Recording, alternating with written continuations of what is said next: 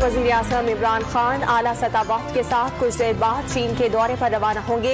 Surmai Olympics में पाकिस्तान की नुमाइंदगी करेंगे। चीन के सदर शी जिनपिंग से मुलाकात होगी। वज़ीर आज़म के दौरे के बाद चीन की ताजिर बरादरी बड़े पैमाने पर सरमायाकारी करेगी। वज़ीर इत्तलात फवाद चौधरी का बयान।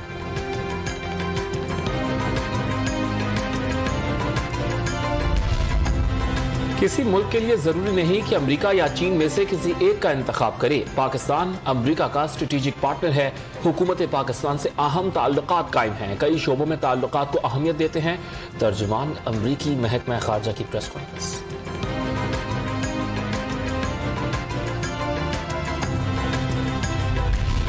IMF ने पाकिस्तान के लिए $1 अरब की किस्त जारी करने की मंजूरी दे दी। पाकिस्तान को $6 अरब में से $3 अरब मौसूल हो जाएंगे। पाकिस्तान की GDP 4% रहने की तवक्को। महंगाई की औसतन शरह 10% से जायद रहने का इम्कान। आलमी मालियाती फंड्स ने मरासला जारी कर दिया।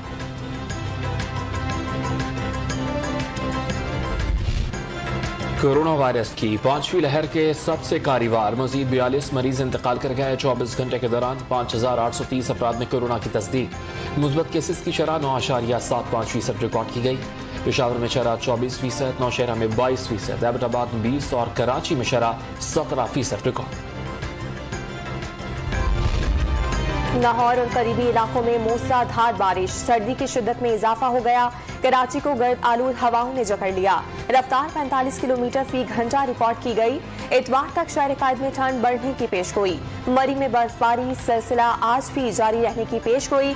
मकान, दरख्त और गाड़ियां बर्फ से ढक गईं।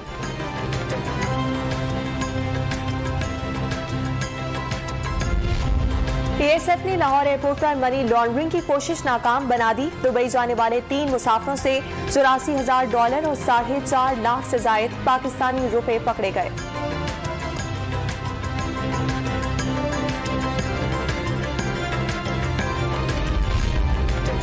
कैंटोनमेंट के इलाकों से निजी स्कूल्स बेदखली केस की समाअत। सुप्रीम कोर्ट ऑफ पाकिस्तान का कैंटोनमेंट बोर्ड की रिपोर्ट पर इजहार अदम इत्मीनान मुस्तरद करके नई रिपोर्ट तलब कर ली। कैंटोनमेंट से स्कूल्स की बेदखली के पब्लिक नोटिस की तफसीलात भी मांग ली। इस्लामाबाद में भट्टा मालिकान के लिए जबरी मुशक्कत न लेने का बयान हल्फी लाजमी करार। चीफ कमिश्नर इस्लामाबाद ने अहकामात जारी कर दिए। हाई कोर्ट को भी आगाह कर दिया गया। इस्लामाबाद हाई कोर्ट ने सोशल मीडिया रूल्स के खिलाफ दरखास्तों पर अदालती मुआवनीन से रिपोर्ट तलब कर ली। इंफॉर्मेशन तक जितनी रसाई होगी उतना ही मुआशरा भी बेहतर होगा। आज़ादी इजहार राय के नाम पर नफरत अंगेज या इश्तियाल अंगेज तकारीर नहीं होनी चाहिए। चीफ जस्टिस आतर मिनल्लाह के रिमार्क्स।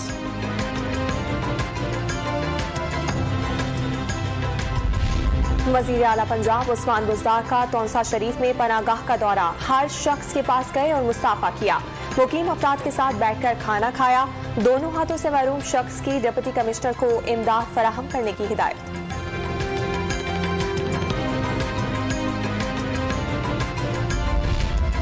जो दस्तावेजात PSP ने बनाई थी वो सब सुप्रीम कोर्ट के फैसले में दर्ज हैं। सुप्रीम कोर्ट का फैसला आए 3 रोज गुजर गए। अब भी सिंध में 2021 का बल्दियाती कानून नाफिज है। मुस्तफा कमाल की मीडिया से गुफ्तगू।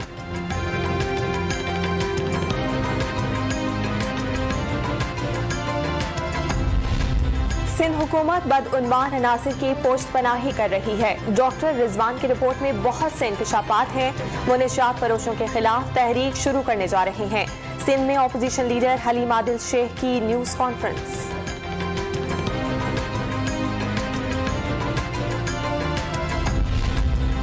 पोल्ट्री फार्मर्स एसोसिएशन को कम कीमत पर गंदम देने से 1351 मिलियन का नुकसान हुआ। वजीर माहौलियात सिंध इस्माइल राहू ने पोल्ट्री एसोसिएशन को कम कीमत पर गंदम देने की तहकीकात के लिए GAIT बनाने का मुतालबा कर दिया।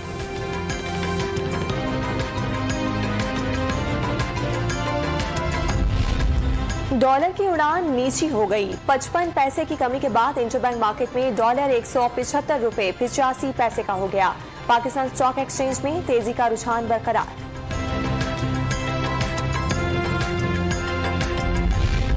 लाहौर कलंदर्स ने पेशावर ज़ल्मी को 29 रन से हराकर PSL में दूसरी कामयाबी समेट ली।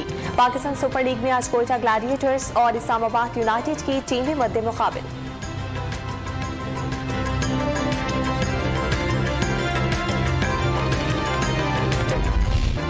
बीजिंग विंटर ओलंपिक्स की मशल रैली का आगाज हो गया। कल से शुरू होने वाले इवेंट में 91 ममालिक के खिलाड़ी हिस्सा ले रहे हैं। पाकिस्तानी एथलीट मोहम्मद करीम 16 फरवरी को एक्शन में दिखाई देंगे।